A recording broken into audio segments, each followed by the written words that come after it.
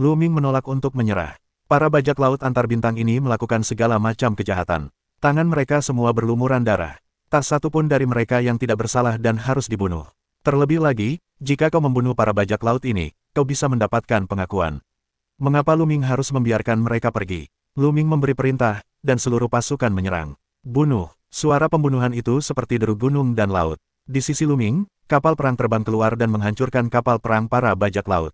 Dan kera itu juga memiliki tangan, sebuah pukulan, tubuh besar binatang itu hancur berkeping-keping, darah tumpah ke langit.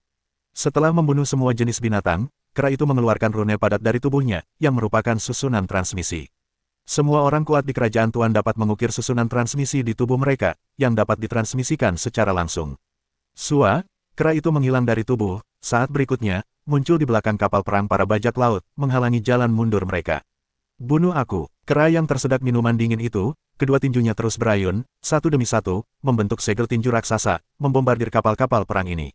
Setiap kali tinjunya mengenai kapal perang, sebuah kapal perang meledak. Dalam sekejap, lebih dari 20 kapal perang meledak. Kera, kasihanilah, hanya bunuh bajak laut, jangan hancurkan kapal perang. Lu Ming segera berkomunikasi dengan kera itu. Masing-masing kapal perang ini panjangnya setidaknya beberapa ratus ribu mil, dan yang terbesar panjangnya 1 juta mil. Untuk membangun satu, dibutuhkan material dan sumber daya yang tak terhitung jumlahnya. Sayang sekali mereka hancur seperti ini. Lu Ming merasa sakit. Ia ingin berkembang di masa depan.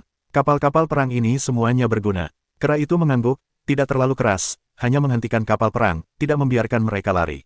Setelah beberapa saat, Lu Ming memimpin pasukan untuk membunuh mereka dan mengepung kapal-kapal perang itu. Bunuh! Dengan lambaian tangannya, Lu Ming, sejumlah besar ahli, terbang keluar dari kapal perang, membunuh kapal perang pihak lain, menghancurkan pertahanan kapal perang, bergegas masuk, dan melancarkan perang di kapal perang. Baru saja, dia dibunuh oleh kera. Banyak ahli dibunuh oleh 4 resimen bajak laut, dan kekuatan mereka sangat berkurang. Dan Lu Ming, tuannya seperti awan. Ada lebih dari 10 panglima perang kera yang dibawa oleh Lu Ming. Selain itu, yang kuat dari rumah Liu Feng Junhou dan rumah-rumah jenderal lainnya. Jumlah total Senjun lebih dari 20, yang benar-benar menekan grup bajak laut antar bintang. Di grup bajak laut Starcraft, setiap kapal perang memiliki pertempuran sengit, tetapi Lu Ming berada di atas angin. Kera itu tidak pernah terus menyerang, tetapi berdiri di langit berbintang, matanya seperti listrik, seolah memindai sesuatu. Jika kamu ingin pergi, keluarlah dari sini. Tiba-tiba, seekor kera mengeluarkan minuman keras dan meninju ke suatu kehampaan. Kehampaan itu bergetar hebat dan terjadi ledakan dahsyat. Kemudian, sesosok muncul dari udara tipis. Ini adalah bajak laut antar bintang dengan rune di sekujur tubuhnya. Jelas, ini adalah bajak laut bintang di kerajaan Tuan. Ia ingin meluncurkan susunan teleportasi untuk melarikan diri, tetapi dipaksa keluar oleh kera. Saat itu, wajah bajak laut bintang itu dipenuhi kepanikan, memuntahkan darah dari mulutnya dan mundur. Namun, di hadapan kera itu, ia serapu bayi. Boom! Kera yang terkena pukulan itu, Raja Bajak Laut Bintang, terbunuh. Setelah membunuh bajak laut bintang itu, kera itu terus mengamati sekeliling dengan matanya. Ia tetap di sana untuk mencegah para bajak laut melarikan diri. Tak lama kemudian, kera yang terkena pukulan itu kembali, sebuah pukulan di kehampaan, ingin melarikan diri dari Raja Bajak Laut Starcraft. Perang ini, kera yang terkena intervensi mengerikan ini, tidak ada ketegangan. Menghadapi situasi seperti ini, jumlah orang tidak berarti apa-apa, dan hasilnya sudah lama diramalkan. Perang berlangsung setengah hari. Setelah setengah hari, pertempuran antar kapal perang perlahan mereda. Sebagian besar bajak laut Starcraft telah tewas, hanya beberapa yang masih berjuang dalam situasi genting, tetapi itu tidak akan memengaruhi situasi secara keseluruhan. Setengah hari kemudian, semua kapal perang kembali tenang. Para kepala prefektur, serta orang-orang kuat di wilayah Senjun, datang untuk melaporkan berita itu kepada Lu Ming. Berakhir, tanda seru. Dalam perang ini, 4 kelompok bajak laut bintang hancur total. Semua kepala pemerintahan menunjukkan ekspresi heran di mata mereka. 4 resimen bajak laut di wilayah bintang campuran telah beroperasi di wilayah bintang campuran selama bertahun-tahun yang tak terhitung jumlahnya.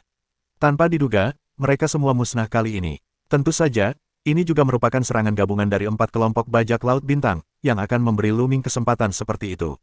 Di masa lalu, 4 kelompok bajak laut Starcraft berkeliaran dan merampok di mana-mana dan tidak memiliki tempat tetap. Bahkan jika yang lebih kuat datang, sulit untuk memusnahkan mereka. Itulah sebabnya 4 bajak laut bintang bertahan begitu lama. Tuan, tangkap beberapa orang barbar. Pada saat ini, beberapa kera dan panglima perang datang ke tempat kejadian, membawa beberapa makhluk kekar di tangan mereka. Makhluk seperti ini, Lu Ming, pernah terlihat di tambang emas Heiyu. Orang barbar itulah yang bertempur melawan Taiksu Seng Chao sepanjang tahun. Orang barbar, Lu Ming tampak sedikit terkejut. Orang barbar, bagaimana mungkin mereka ada di bajak laut Starcraft? Kali ini, keempat kelompok bajak laut tiba-tiba bergabung untuk menyerang kediaman Taixu Sengchao, dan prestasi keempat pemimpin telah menembus batas. Apakah orang-orang barbar yang mendorong mereka ke belakang? Lu Ming tergerak. Ini sangat mungkin, kalau tidak, sulit untuk menjelaskan semua ini. Kali ini, apakah kalian orang-orang barbar yang mendorong bajak laut bintang untuk menyerang kita? Lu Ming melirik beberapa orang barbar dan bertanya, ya, bagaimana kalau kalian tahu? Kukatakan padamu, ziarah suci Taixu cepat atau lambat akan dihancurkan oleh orang-orang barbarku, dan kalian akan mati. Salah, satu barbar berkata dengan dingin, menatap Lu Ming dengan tajam. Benar, mata Lu Ming bergerak. Apa tujuan para barbar itu? Tuan, bagaimana Anda menghadapi orang-orang barbar ini? Tanya prajurit kera. Tentu saja terbunuh. Lu Ming melambaikan tangannya. Setelah membunuh beberapa barbar, mereka mulai menghitung medan perang dan menghitung korban. Meskipun bajak laut Starcraft musnah total dalam perang tadi, mereka juga menderita beberapa kerusakan, tetapi tidak besar, dan masih dalam batas kemampuan Lu Ming. Tidak ada kerugian bagi para kera dan panglima perang utama. Sebagian besar orang yang tewas dalam perang berasal dari prefektur lain. Setelah selesai, mereka semua mengemudikan kapal perang mereka kembali ke bintang Qianlong. Selanjutnya, Lu Ming mulai mencaplok prefektur-prefektur tersebut, sehingga beberapa tokoh inti dari setiap pemerintahan datang ke kota Qianlong. Tentu saja, planet-planet yang diduduki itu juga perlu dijaga oleh manusia. Setelah perang ini, kekuatan Lu Ming meroket. Lebih dari separuh wilayah bintang Tianhun ditempati oleh Lu Ming, dan ada lebih banyak guru di bawahnya. Sambil mengintegrasikan pasukannya, ia mengirim orang ke ibu kota suci Taixu untuk melaporkan prestasinya kali ini. 2 bulan kemudian, perintah dari Departemen Pesawat Militer turun. Kali ini, Lu Ming memberikan kontribusi besar dalam memusnahkan 4 resimen bajak laut, yang cukup untuk peningkatan jabatan. Ia langsung meningkatkan jabatan prajurit menjadi jabatan jenderal, dan mengangkat Lu Ming sebagai Jenderal Qianlong. Dengan peningkatan jabatan jenderal, Lu Ming dapat merekrut orang secara terbuka. Sebelum Lu Ming mulai merekrut orang, ia memilih sekelompok orang kuat untuk berlatih di bawah patung-patung primitif. Begitu orang-orang kuat ini berlatih, mereka dikejutkan oleh efek dari patung asli. Kemudian, setelah pelatihan, berita tentang patung asli secara alami menyebar. Tidak hanya di wilayah bintang Tianhun, tetapi juga di wilayah bintang sekitarnya, kita semua tahu bahwa ada patung dewa primitif di kediaman Jenderal Qianlong, yang memiliki efek misterius. Ketika Anda berlatih di bawah dewa primitif ini, efeknya luar biasa. Begitu berita perekrutan kantor Jenderal Qianlong keluar, tentu saja sejumlah besar orang datang untuk berlindung. Tentu saja, mereka yang berinisiatif untuk berlindung di dalamnya secara alami mustahil bagi orang lain untuk bersumpah demi asal-usul kehidupan mereka. Itu tidak benar. Dalam hal itu, bahkan jika para dewa asli tertarik, diperkirakan tidak banyak orang yang akan berpaling kepada mereka. Tentu saja, mereka yang ingin berlindung harus diuji oleh barisan besar pedagang biru, untuk menghindari agen rahasia yang dikirim oleh musuh Lu Ming. Misalnya, kantor Master Nasional dan keluarga biru akan mengirim orang untuk menyelinap ke rumah Qianlong. Dengan susunan besar ini, orang-orang dengan motif tersembunyi dapat dihilangkan. Pada saat yang sama, Lu Ming juga meminta bawahannya untuk merekomendasikan mereka untuk datang. Faktanya, di wilayah bintang Tianhun, selain kepala pemerintahan, sebagian besar orang kuat yang datang ke pemerintahan tersebar, atau mereka hanya kekuatan kecil di belakang mereka. Secara alami, orang-orang ini juga mengenal banyak orang kuat yang pandai berlatih bebas. Setelah perkenalan orang-orang ini, banyak ahli datang untuk bergabung dengan Lu Ming. Tentu saja, yang utama adalah untuk patung-patung asli. Sangat sulit bagi orang-orang kultivasi longgar ini, atau kekuatan kecil, untuk memiliki patung primitif yang misterius. Mendengar bahwa Lu Ming memiliki patung primitif yang sangat misterius, banyak ahli tergerak. Waktu sedang terburu-buru. 2 tahun telah berlalu. Dalam 2 tahun terakhir, Lu Mingzhao telah menerima banyak pemain kuat. Bahkan Raja Dewa, ada 7 atau 8 orang untuk dituju. Dengan cara ini, selain para kera dan panglima perang, Lu Ming memiliki lebih dari 20 orang kuat di kerajaan dewa, yang merupakan kekuatan yang sangat kuat. Banyak Jun Houfu yang kuat dari negara Dewa Jun, hanyalah jumlah ini. Inilah keuntungan dari peningkatan ke kantor jenderal. Jika hanya kantor prajurit, saya khawatir banyak orang kuat tidak akan bergabung dan berpikir tidak ada masa depan. Jika ditingkatkan ke rumah Jun Hou, ditambah publisitas para dewa asli, saya khawatir lebih banyak orang kuat akan beralih ke. Semuanya berjalan lancar, kekuatan Lu Ming meningkat selangkah demi selangkah. Semua ini adalah kekuatan yang ia kembangkan sendiri. Ia mengendalikan mereka dan mendengarkan perintahnya. Kabar baik lainnya, itulah para dewa, menerobos. Kultivasi asli para dewa berada di puncak Raja Dewa. Selama periode waktu ini, ia berlatih di luar dan langsung menembus ranah Raja Dewa. Kekuatan asli para dewa sangat mengerikan. Sekarang kita telah menembus ranah dewa dan raja. Kita tidak tahu seberapa kuat kekuatan tempur kita. Bola-bola orang ini juga ingin berevolusi. Di sebuah halaman di Longhuangcheng, Lu Ming menatap bola logam besar di depannya dan tersenyum. Setelah memusnahkan 4 resimen bajak laut dan mengambil alih pemerintahan lain, Lu Ming memiliki terlalu banyak sumber daya di bawah kendalinya. Selama periode waktu ini, yang terbaik adalah bolanya. Semua jenis artefak tingkat tinggi dapat dimakan olehnya. Selama ada beberapa bola untuk dimakan, mereka dapat terus berevolusi. Tidak, hanya beberapa tahun kemudian, mereka akan berevolusi lagi. Setengah bulan kemudian, bola logam itu mengeluarkan napas yang kuat, lalu menggeliat, dan ukuran tubuhnya perlahan menyusut. Evolusi bola itu berhasil, dan kultivasinya mencapai tingkat ke-7 Raja Dewa. Aku ingin makan, aku ingin makan. Bola itu terus membuka dan menutup mulutnya, menatap Lu Ming. Kalian, cepat atau lambat aku akan miskin. Lu Ming tertawa dan memarahi, lalu melambaikan tangannya, sejumlah besar artefak terbang ke arah bola itu. Semuanya berada di tingkat 7 ke atas. Bola itu segera merentangkan serangkaian tentakel, memegang artefak-artefak ini, dan mengunyahnya dengan lahap. Santai saja, aku akan berlatih. Lu Ming tersenyum, lalu datang untuk berlatih di bawah patung primitif itu. Di sekitar patung-patung primitif itu, terdapat banyak sosok yang duduk bersila di sini untuk belajar. Tentu saja, tidak semua orang bisa datang untuk berlatih di bawah patung-patung asli. Lu Ming menetapkan aturannya, hanya mereka yang telah mengumpulkan sejumlah kredit yang bisa datang ke sini untuk berlatih, dan ada batas waktu. Tujuannya adalah untuk membuat orang-orang bekerja. Kalau tidak, orang-orang ini berlatih di sini setiap hari dan tidak bekerja. Apa gunanya Lu Ming Zhao? Waktu berlalu begitu cepat, dan beberapa tahun telah berlalu. Kekuatan senjata superku telah mencapai puncak kebangkitan kedua, tetapi sayang sekali aku tidak bisa menembusnya untuk waktu yang lama. Lu Ming menyelesaikan latihannya dan mengerutkan kening serta merenung. Efek dari patung primitif ini sungguh menakjubkan. Dalam beberapa tahun terakhir, Lu Ming telah meningkat pesat, tetapi tidak ada terobosan yang signifikan.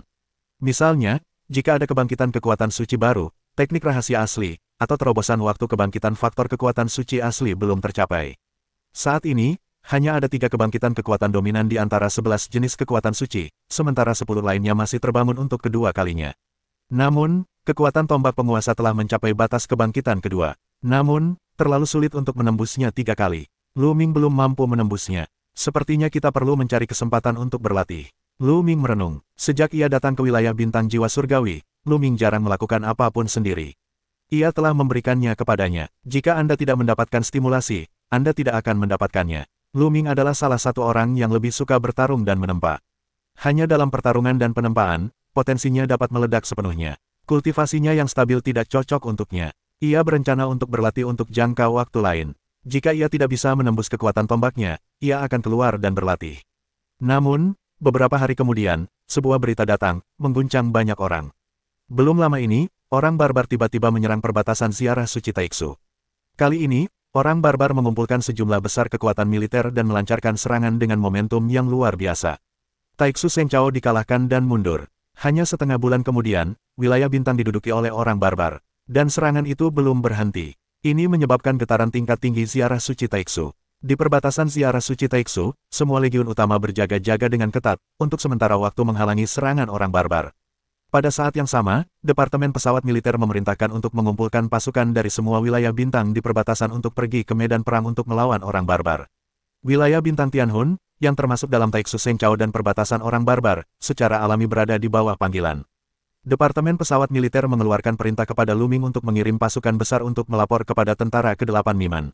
Medan perang, tepat sekali, bisik Lu Ming, matanya berbinar. Tadinya ia hendak pergi berlatih, tetapi sekarang ia malah pergi ke medan perang, yang memang diinginkan Lu Ming.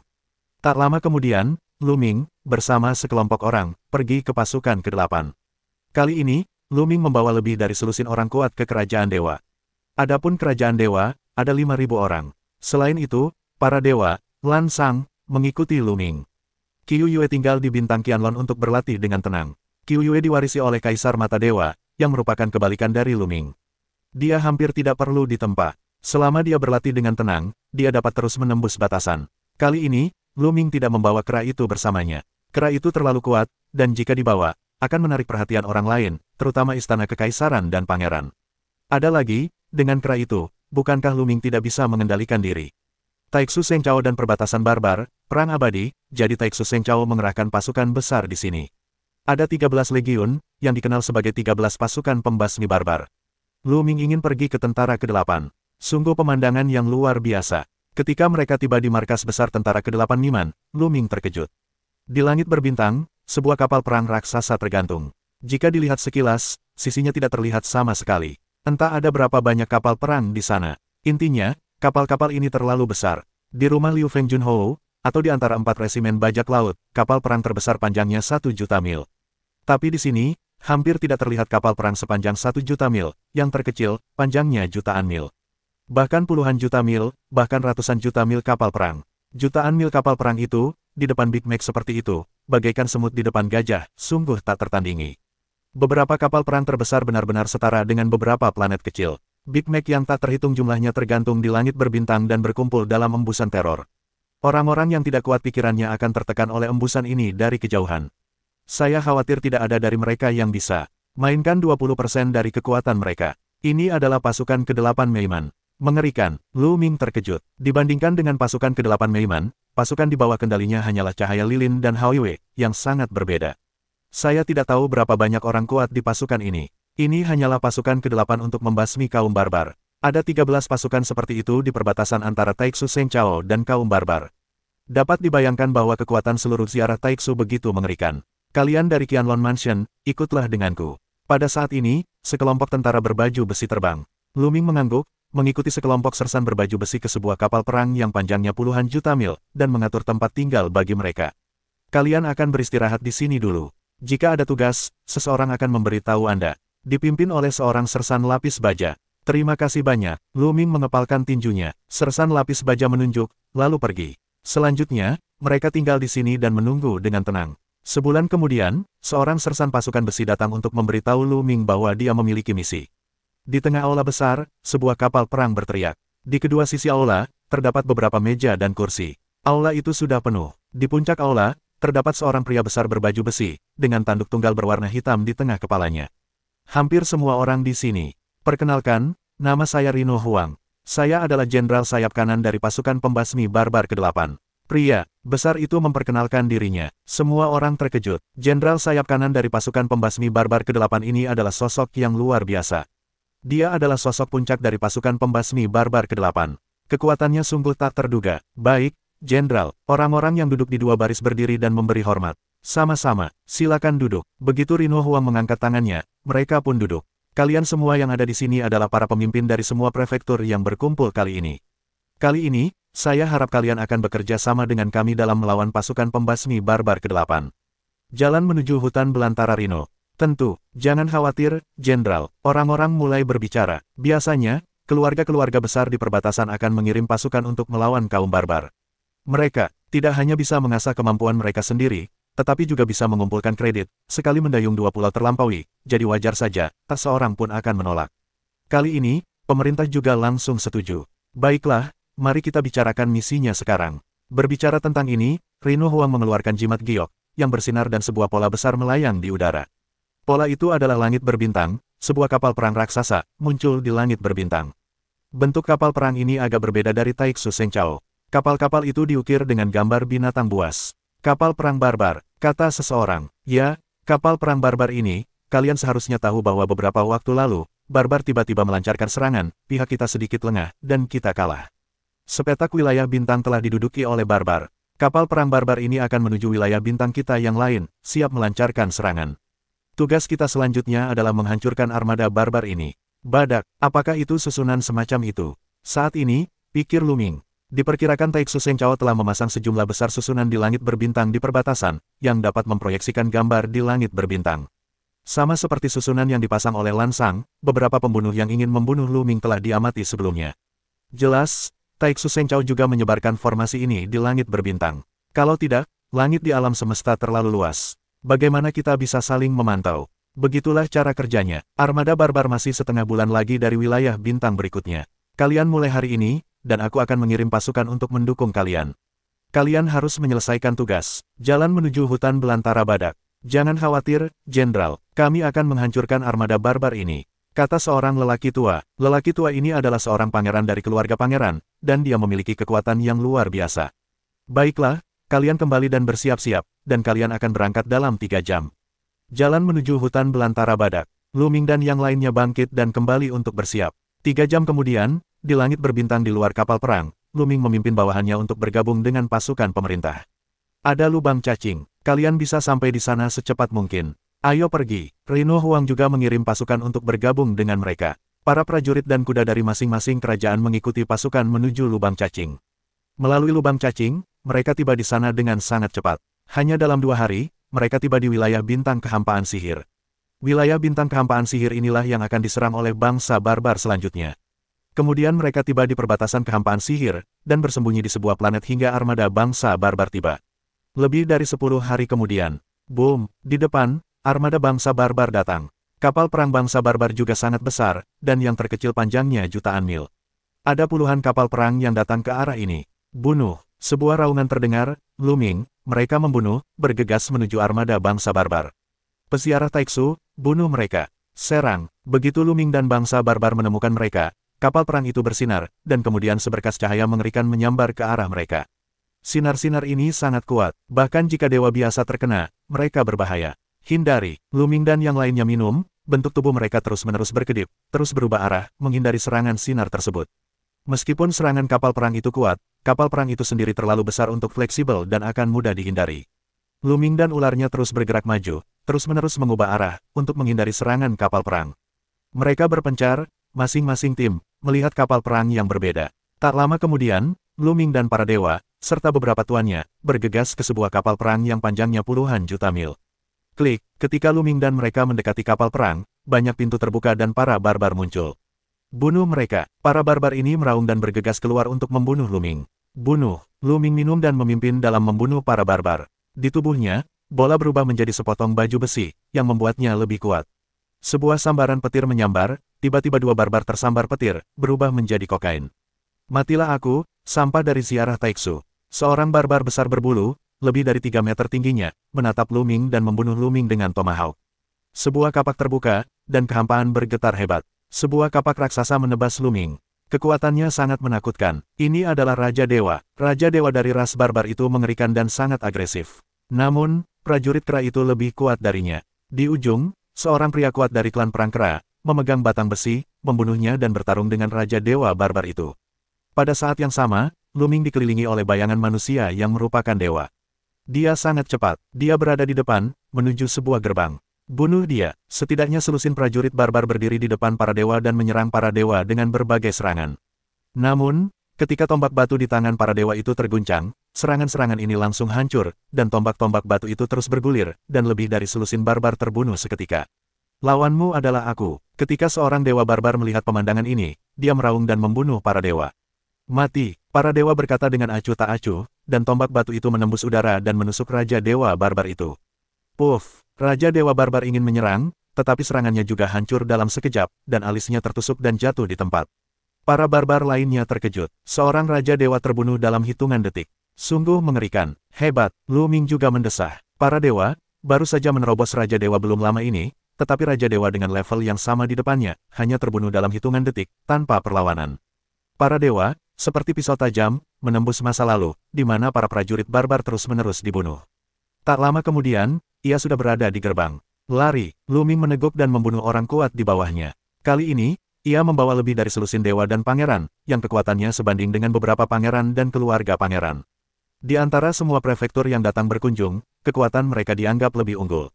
Meskipun ada banyak ahli dalam satu kapal perang yang panjangnya puluhan juta mil, mereka terlalu tersebar dan terpencar di sekitar kapal perang untuk berkumpul sekaligus.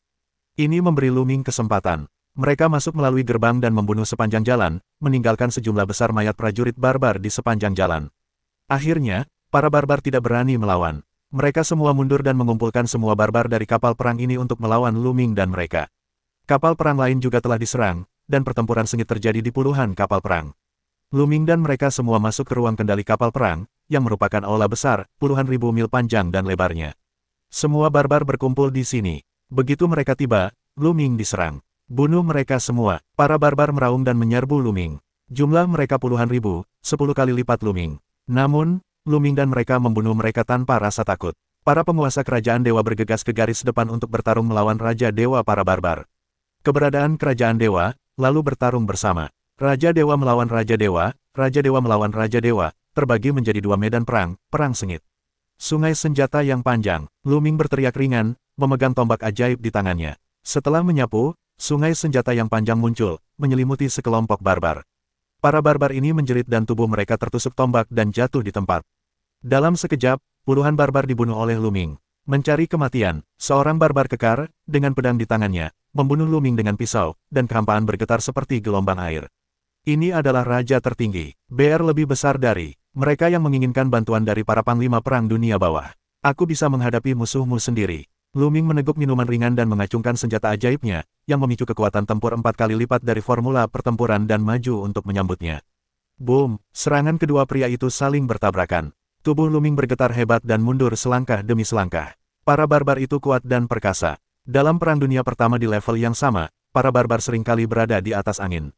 Nak, matilah untukku. Dewa tertinggi bangsa barbar meraung ganas dan mengayunkan pedangnya. Ia melancarkan serangan dahsyat untuk membunuh Luming. Tanpa rasa takut, Luming naik ke atas dan bertarung sengit dengan pihak lawan. Tentu saja, Luming tidak mengerahkan seluruh kekuatannya. Misalnya, ia tidak menggunakan berbagai teknik rahasia asli. Tujuannya adalah untuk mengasah dirinya dan menguasai kekuatan senjata dengan bantuan pihak lawan. Terlebih lagi, bola besi yang terbungkus dalam Luming membuatnya tidak perlu memikirkan pertahanannya sendiri, asalkan serangan yang kuat. Dua orang bertarung sengit, perang menjadi sangat sengit. Dalam sekejap mata, mereka bertarung dengan puluhan jurus. Ya, itu dia, Luming semakin berani dalam perang, dan semangat juangnya semakin kuat. Ia merasa darahnya mendidih. Hanya dalam peranglah Luming akan merasakan hal ini. Dan dalam hal ini, pemahaman Luming tentang berbagai teknik dan rahasia sihir akan meningkat pesat. Segera, Luming merasa kekuatan tombak penguasa akhirnya mulai mendobrak, dan ia hampir saja melangkah maju. Namun, pada saat itu, seorang pria kuat dari puncak Raja Dewa membunuh Luming. Dua orang kuat barbar bergabung untuk membunuh Luming. Karena kekuatan Luming terlalu kuat, hanya 5 prajurit Raja Dewa yang tersisa. Tak diragukan lagi, kekuatan tempur semacam ini adalah kesombongan yang mengerikan. Bagi para barbar, kesombongan seperti itu adalah bencana, yang seharusnya disingkirkan secara alami. Kalau begitu aku akan menghabisimu. Mata Luming berbinar dingin, dan seluruh tubuhnya diselimuti petir yang pekat. Inilah petir yang dimiliki bola itu. Petir-petir itu menyatu menuju tombak sihir. Dengan suara Luming, petir itu meledak dan menyelimuti kedua barbar itu. Pada saat yang sama, mata Luming berubah menjadi 2 pusaran air, yang merupakan mata Dewa Yin dan Yang. Rune tak terbatas, berubah menjadi benang sutra yang mengerikan, menyelimuti kedua barbar itu. Kedua barbar itu meraung dan melawan, tetapi masih menggigil. Bola itu kini telah mencapai Senwang Seven, kilatan petir itu bahkan lebih dahsyat, puncak Raja Dewa tersambar, seluruh tubuhnya mati rasa. Gerbang penguasa, memanfaatkan kesempatan ini, Lu Mingxi memamerkan gerbang dominasi dan membunuh salah satu barbar.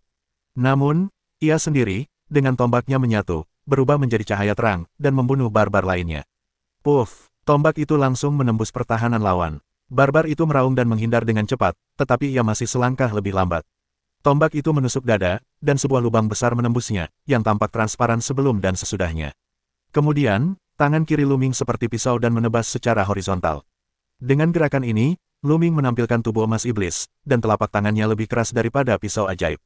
Telapak tangannya terpotong, dan cahaya darah muncul, dan kepala barbar itu melayang tinggi. Seorang barbar di puncak kerajaan dewa, jatuh. Di sisi lain, gerbang utama ditekan, dan orang kuat barbar itu dipukuli dengan pusing dan pusing, dengan Venus di matanya. Begitu Luming bergegas keluar, dia merobek tangannya dan membunuh orang barbar itu. Di sekitarnya, banyak orang terkejut. Lagi pula, banyak orang tahu bahwa bakat Luming luar biasa dan kekuatan bertarungnya tak tertandingi. Yang paling mengejutkan adalah mereka yang baru bergabung dengan Luming. Sebelumnya, mereka belum pernah melihat Luming melakukan apapun. Mereka hanya tahu bahwa ada sekelompok kera besar yang bertarung dengan klan di belakang Luming. Sekarang, melihat gerakan Luming 10 kali lebih terkejut daripada melihat tangan prajurit kera itu. Karena begitu kuat, Raja Dewa 5, tetapi dapat membunuh Raja Dewa Puncak. Mereka belum pernah mendengarnya. Aku akan berlindung padanya, mungkin pilihan paling tepat dalam hidupku. Banyak orang tidak bisa tidak memikirkan ide seperti itu. Sialan, bunuh dia. Orang-orang barbar itu juga sangat terkejut dan meraung untuk membunuh Luming. Lawanmu adalah aku. Bunuh. Para panglima perang kera dan pasukan Luming meraung untuk menghadang pasukan barbar. Meskipun jumlah orang yang dibawa Luming kali ini lebih sedikit, mereka semua adalah elit, dan mereka semua adalah orang-orang yang sangat terlatih. Meskipun jumlah orangnya sedikit, kekuatan tempur keseluruhannya sama sekali tidak lebih lemah dari pihak lawan. Kedua belah pihak bertarung dengan sengit. Bunuh. Luming memasuki wilayah tak bertuan dan terus bertarung. Dia memiliki pertahanan bola, tidak peduli dengan pertahanannya sendiri, yang penting serangannya kuat, serangan yang kuat. Setiap kali dia membunuh beberapa orang barbar. Selain Raja Dewa Puncak, para barbar di bawah Raja 9 sama sekali bukan musuh Luming, dan mereka terus-menerus diburu dan dibunuh. Pada akhirnya, Luming menampilkan baju zirah biru kuno dewa, mengubahnya menjadi setinggi 1000 meter. Dengan setiap pukulan, puluhan barbar terbunuh. Luming hampir tak terkalahkan di medan perang di bawah Raja Dewa, dan tak seorang pun bisa menghentikannya. Tak lama kemudian, Luming membunuh ribuan barbar sendirian. Hal ini membuat para dewa barbar khawatir. Pergi dan bunuh anak itu. Anak ini, sialan. Beberapa raungan terdengar, dan kemudian seorang Raja Dewa barbar menyerbu untuk membunuh Luming. Namun, sosok besar, di depannya, adalah para dewa. Sekarang, pemanasan selesai. Semua dewa tersenyum, menunjukkan gigi seputih salju, lalu sebuah pukulan dilepaskan. Tinju dilepaskan, dan sebuah pintu dominasi muncul dan menekan lawan. Hancur, Raja Dewa Barbar meraung dan mencoba melawan, mencoba mendobrak pintu dominasi. Namun, semuanya sia-sia. Pintu tuan menekannya. Dewa Barbar menjerit dan tubuhnya terkoyak. Setelah membunuh Raja Dewa ini, sosok para dewa berkelebat, membunuh Raja Dewa berikutnya, membuka mulut untuk melolong, sebuah galaksi muncul, menyapu. Dewa Barbar terlibat dalam galaksi dan terbunuh tanpa berteriak. 3 rahasia asli. Monster, monster lagi. Para barbar terkejut tak terkira. Sebelumnya, Luming sudah cukup mengerikan, tetapi sekarang ada dewa, yang juga mengerikan. Boom, kehampaan berguncang hebat. Seorang barbar dengan tubuh yang sangat besar muncul dari kehampaan, dan kehampaan meraung. Bunuh. Barbar ini, dengan kekuatan luar biasa, sebenarnya adalah eksistensi ganda dewa dan raja. Dia berteriak dan kapaknya jatuh ke tangan para dewa. Kapak ini cukup untuk membunuh Raja Dewa biasa. Raja Dewa Ganda, cukup untuk membunuh Raja Dewa 1. Namun, para dewa tidak menyerah sedikit pun, memegang tombak batu. Kapan, tombak batu itu bertabrakan dengan tomahawk, dan raungan mengerikan meletus, tetapi hasilnya tak terduga. Tubuh para dewa tetap tak bergerak, sementara para barbar kuat dengan Dewa Ganda dan Raja mundur dengan liar. Bagaimana mungkin? Dewa barbar meraung dengan wajah terkejut. Perbedaan antara setiap tingkat negara Senjun sangat mencengangkan. Jika kau ingin melewati tingkat itu, kau dapat dengan mudah membunuh keberadaan tingkat yang lebih rendah. Melewati tingkat itu sesulit surga. Namun, kekuatan para dewa jelas di atasnya. Ini adalah Raja Dewa Ganda, tapi begitu, bunuh. Mulut dingin para dewa, napas tubuh yang lebih ganas, melangkah keluar, menuju sisi lain untuk membunuh. Sebuah mulut, galaksi yang menggantung berguling satu sama lain, pada saat yang sama, penguasa pintu, tetapi juga untuk menekan sisi lain. Orang kuat barbar itu terkejut, dan kapaknya diayunkan dengan liar, yang tak tertembus. Namun, semuanya sia-sia. Ketika beberapa jenis seni rahasia asli jatuh, orang-orang barbar dengan dewa dan Raja Ganda menjerit dan daging dan darah mereka terciprat kemana-mana. Ketika cahaya menghilang, hanya setengah dari tubuh barbar yang tersisa, dan setengah lainnya hancur berkeping-keping. Seorang pria kuat dengan kekuatan ganda dewa dan raja hampir terbunuh dalam hitungan detik. Melihat pemandangan ini, para dewa barbar itu gemetar ketakutan. Mereka ditangkap oleh orang kuat lain di pihak Luming dan diserang terus-menerus. Salah satu barbar terluka secara tidak sengaja. Setelah membunuh para barbar, para dewa terus membunuh barbar lainnya. Dengan kekuatannya, hampir tidak ada seorang pun dalam satu musuh. Setiap kali dia bergerak, seseorang terbunuh. Awalnya ada lebih dari selusin dewa bangsa barbar. Dalam sekejap, 5 atau 6 dari mereka dibunuh oleh para dewa, dan sisanya dikepung oleh para ahli dari pihak Luming. Mundur, para barbar ketakutan. Pemimpin kapal perang ini adalah seorang pria kuat dengan 3 tingkat dewa dan raja. Sebelumnya, ia pernah bertarung dengan seorang panglima perang kera besar. Kali ini, di antara orang-orang kuat yang dibawa oleh Luming, ada seorang prajurit hebat dengan 3 dewa dan pangeran. Dia adalah 11 penguasa besar ras perang kera yang mengikuti Luming. Selain kera, dialah yang terkuat. Dewa bangsa barbar meraung dan ingin mundur. Namun, para dewa menyerangnya dan melancarkan serangan dahsyat. Hasilnya sungguh menakjubkan. Bangsa barbar itu dikalahkan oleh para dewa. Ia nyaris tak bisa menahan puluhan gerakan, dan tertusuk oleh tombak batu para dewa dan terbunuh di sini. Yang lainnya tercengang. Luming juga terkejut bahwa kekuatan para dewa terlalu abnormal. Hanya Luming yang tahu bahwa para dewa belum menggunakan kekuatan penuh mereka. Jika kita hanya berbicara tentang seni rahasia asli, para dewa telah menguasai setidaknya selusin jenisnya, tetapi mereka belum menggunakannya. Setelah digunakan, itu akan menjadi lebih mengerikan.